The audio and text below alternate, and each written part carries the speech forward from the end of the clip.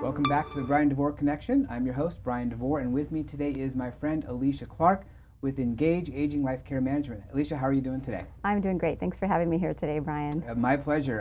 I've been looking forward to having you come talk because one of the industries that I am most fascinated with and enjoy learning about and sharing with my clients is aging life care management. So I wanted you to come talk about what that is and yourself and how you even got into it. So, Alesia, tell us a little bit more about what aging life care management is all about. Okay, well, aging life care management is a practice of where we help older adults to live out their best life as they grow older. So we serve as advocates for these older adults. We are planners. We assess situations to see what needs are. We just work with them in order to be able to ensure that their goals are met as they're aging. And most of us want to age as independent as possible, but yet we might be having health challenges that come along the way. And navigating the healthcare system and just even all the ins and outs of aging well, you know, it's good to have a guide, and that's what care managers do. So we partner with our older adults and or families of an older adult that might be going through some cognitive challenges in order to help them live their optimal life. You know, it's all about planning that best life for that individual, and knowing that you have someone who has gone before to know the best route to take. So, you know, we're kind of like guides, if you will, you know. Got it. Yeah. I like to tell people when I refer people to you is you're like the quarterback. There you go. And there's so many players that come into play when it comes to caring for our elders. And care management is sort of like the quarterback to bring in the different pieces. You brought me in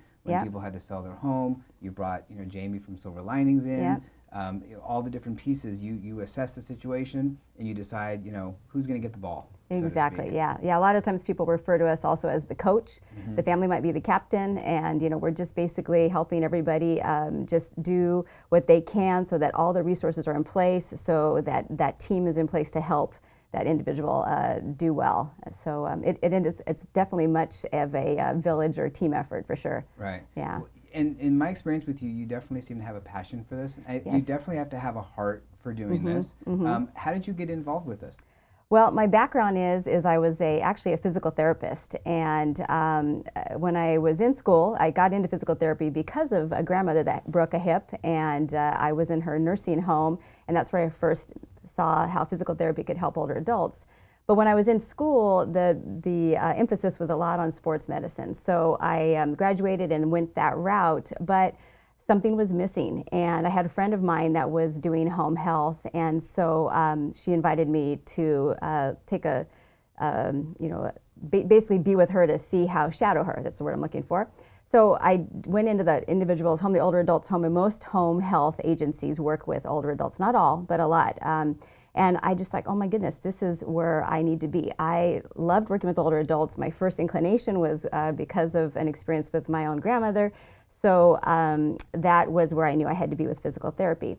So fast forward years of doing home health and getting to be with older adults in their homes and helping the families. You know, it's not just in and out as it would be like in an outpatient setting.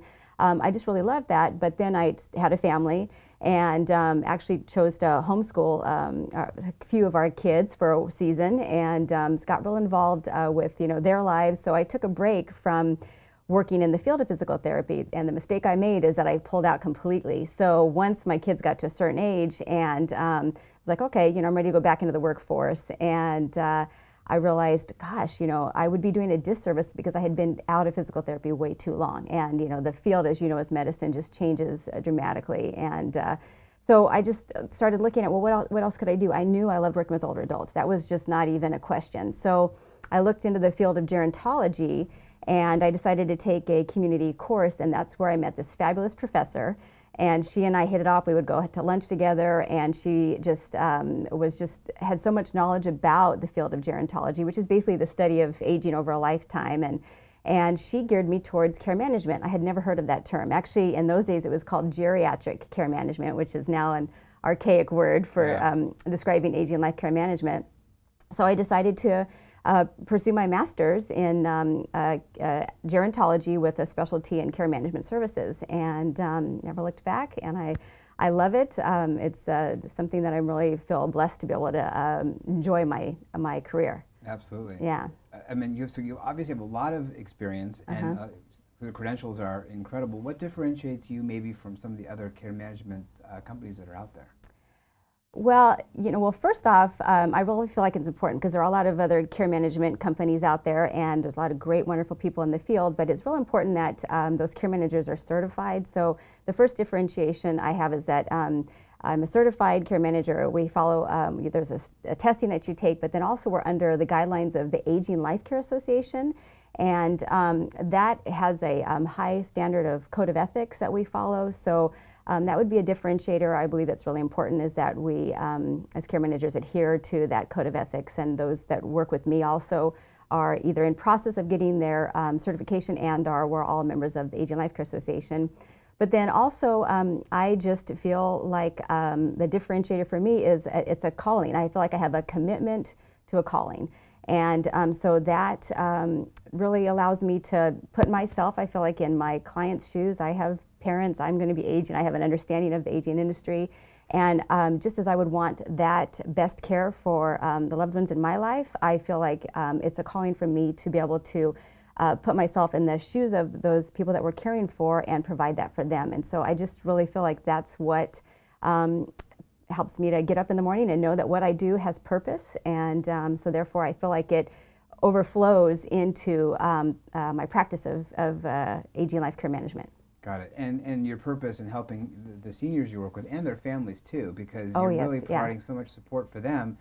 A lot of your clients, we've worked with before, where the loved one is here, but the family's out of the area.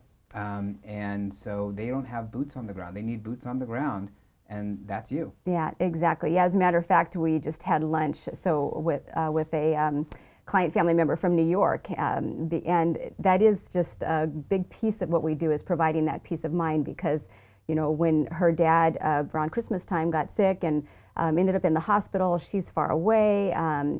Once he came out of the hospital, she didn't know if he was following through with his medications, any of the recommendations from the physician, and she didn't have those eyes and ears, those people that were there. Does he have all the resources that he needs? Is he doing everything he needs to be doing? And so that's where we stepped in, and it was again wonderful as we got to meet in person. We've had FaceTimes and talked on the phone several times, but we all had that meal together, and she just to hear her be so grateful, and now to see her dad doing so well, and now she gets to get on that plane and she goes home, and she was just so very appreciative that she now knows that dad's in good hands and that he's doing well. So, and that's a tremendous feeling for us to know that we've alleviated some of that burden for the family. That's amazing. So you were plugged into this situation, sort of mid-game, or so to speak, where these situations are going on. We get to, well, not get to, but we come into situations all the time when it's a crisis. Yes. And you have one wish, and we were talking about this before we started filming, and we both have the same kind of wish, I think. Share that with us. Well, if we could catch people earlier, we plan for everything in life. We plan for our education, our career, weddings, the house we're going to buy, whatever it is. We really, we set goals, but somehow that stops when we get older. And I just really like to implore people to look at how, what's your aging well plan? What do you have set out for the future for yourself, but then also for those loved ones? It happens, Lord willing, and we have a long life, the aging does happen. And so we need to plan for that. And that's where a care manager can come in for that life planning. And I have a couple of clients now, we call them proactive planners. They're those people that are like 70 that are maybe don't have family, and they're looking out ahead and like, how do I have an advocate in place? And so they're planning, and so we meet with them and help them to look out ahead. So that's ideal when we can catch someone that is trying to reach out and make a plan before a crisis happens. And and of course we can do a lot when a crisis happens and get things stabilized, and that's wonderful. But how much better if we would all start looking ahead and planning for a positive aging well experience throughout our lifetime, and because aging can be a wonderful experience, and it's so much better to have it laid out versus having it be kind of triage, if you will. Right. So many times we put our heads in the sand. That's what people typically do. So the earlier we start planning, Yep. the better our lives will be in the long run. Yep, I agree. I Yeah. agree. So Alesia, thank you very much Thank for you. joining us today. And her information is on the screen. You can call her. You can send her a message probably through her website, learn all about her company, and get started early, Yes. whether it's for yourself or for a loved one. Yes. Thanks again for watching. Thank you.